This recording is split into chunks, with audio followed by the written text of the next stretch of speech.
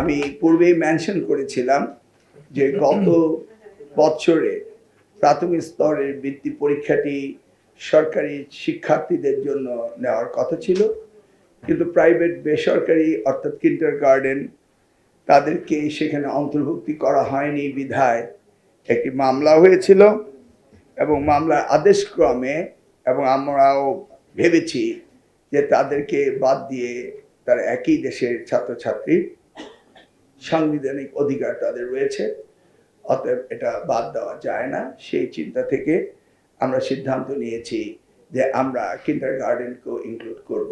এখানে দুইভাবে করা যেতে পারত।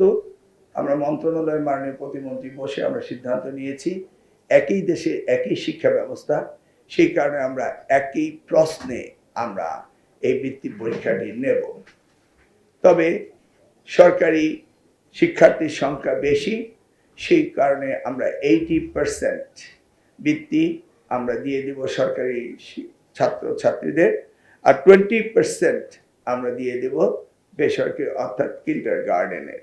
আপনারা জানেন কিন্ডারগার্টেনের ছেলেমেয়েরা শহর ভিত্তিক এবং তাদের নার্সিং অভিভাবকের তত্ত্বাবধান বেশি করে, সেই ক্ষেত্রে তাদের যোগ্যতা কিছুটা ব্যতিক্রম হলেও আমরা চাই যে তাদের মধ্যে বিভেদটাকে আইডেন্টিফাই করা, সেই জন্য আমরা একই প্রশ্নে নিচ্ছি। এবং বৃত্তির হার যেটা রয়েছে, এককালীন ট্যালেন্ট পুল 225 টাকা এবং মাসিক 300 টাকা ট্যালেন্ট পুল, এটা আমরা মাসিক 300 টাকা করে দিব। আর দ্বিতীয়টি হচ্ছে সাধারণ, সেটি হলো এককালীন 225 এবং মাসিক 225 করে দেওয়া হবে। এখানে আমরা আগামী দিনে বৃত্তি বাড়ানোর চিন্তা করব আগামী বৎসরে, সেই ব্যাপারে আমাদের ভাবনা রয়েছে। আমাদের মোট বৃত্তি হলো 82,500, ট্যালেন্ট পুলে হলো 33,000 এবং সরকারি 80% হলো 27,500, আর বেসরকারি 20% হলো 5,500, আর সাধারণ বৃত্তির সংখ্যা হলো 49,500, সরকারি 80% অর্থাৎ 41,250, ইউনিয়ন এবং ওয়ার্ড ভিত্তিক দেওয়া হবে।